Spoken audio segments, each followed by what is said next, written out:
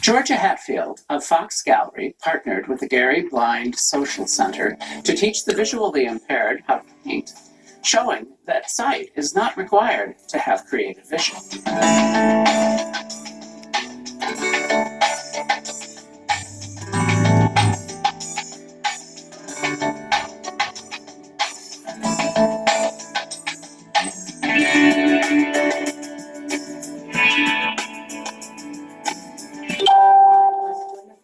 Job for the Legacy Foundation, and they had a 219 on the table series of surveys that they did throughout Northwest Indiana.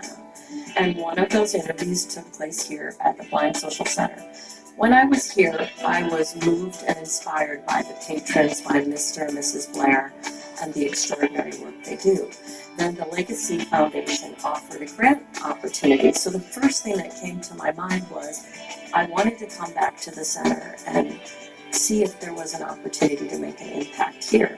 The goal was so that the center could start a gallery here for the patrons and about the patrons. And then when I was here, we had a small, simple class, so we did painting and drawing. We took the lead with what their abilities were and what direction they wished to go. And that was exciting for me also because art is one of those fields where there is no wrong answer. They were excited about it because it was something new. Actually, even me as a sighted individual, when the art program first started, I was a little skeptical because it's like I've never seen blind individuals paint art before. So when they started the first class, and after the class was ended that day, they had pictures that were halfway completed. And it was just amazing that a blind individual actually can paint art because of what they see in their minds. It's like when you have your sight, we see from our peripheral in terms of our eyesight that allows us to see. But blind people see differently. They see with their hands, they see with their ears. Each blind individual sees in a different manner. They need to use their other senses to experience the art.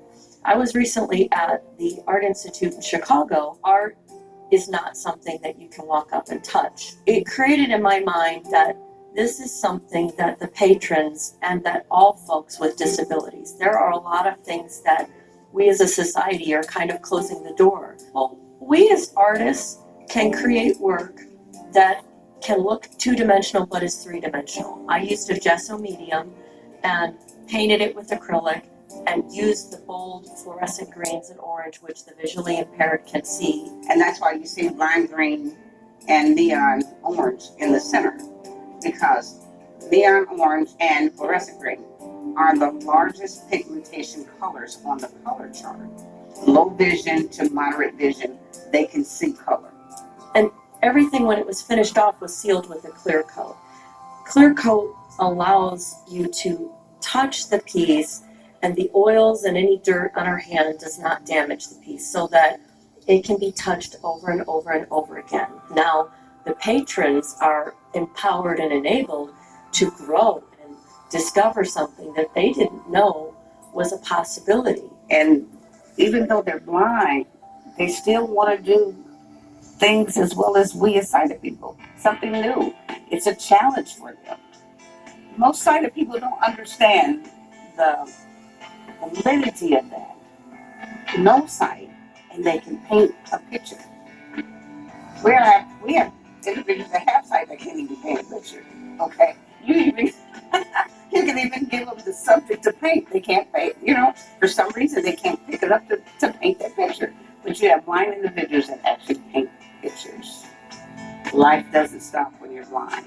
There's a lot of things that blind people can do if you just give them the opportunity.